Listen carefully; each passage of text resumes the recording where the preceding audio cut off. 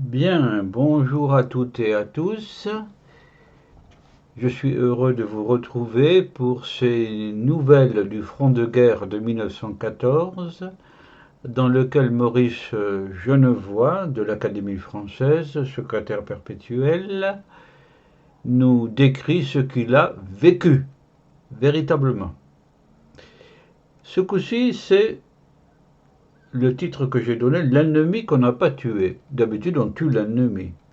Mais là, pour une fois, Maurice Genevoix n'a pas tiré sur un Allemand et il s'en est senti tout drôle en quelque sorte, tout chose comme on dit aussi. Commençons le récit.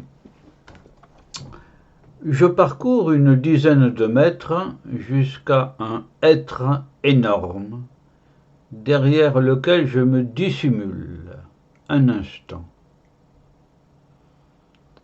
Il semble que la pente s'adoucisse un peu plus haut, vers une ligne de petits sapins qui bordent le bois d'une frange sombre. Ça, c'est un petit tableau poétique.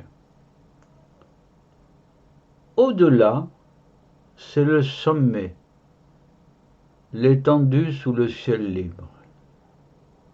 L'étendue sous le ciel libre.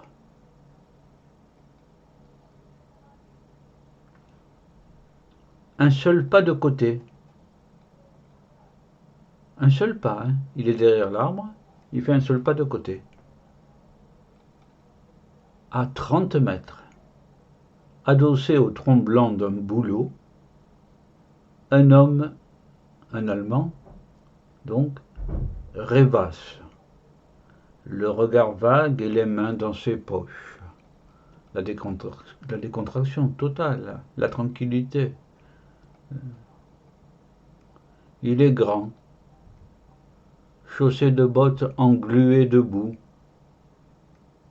coiffé d'un béret à bandes rouges, c'est bien un Allemand, enfoncé jusqu'au col, relevé du manteau gris-vert qui l'enveloppe. Son nez est écarlate, sous des yeux d'un bleu mouillé. Il y voit bien, Maurice Genevoix, là, à distance. Sa bouche m'apparaît comme saignante sous le blond fade de sa moustache.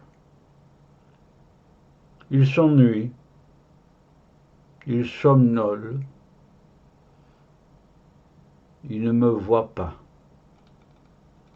Il ne me voit pas. Et doucement, doucement, je me glisse derrière le gros hêtre, en éprouvant la joie bizarre de n'avoir pas eu de fusil. C'est cette dernière phrase, en éprouvant la joie bizarre de n'avoir pas eu de fusil. Car si Maurice Genevoix avait eu un fusil, il aurait eu le réflexe accumulé des centaines de fois par jour de tuer cet Allemand. Voilà. Et bien là, ça lui paraît bizarre de laisser un Allemand en vie. Hein? C'est extraordinaire tout ça. C'est la guerre, vraiment.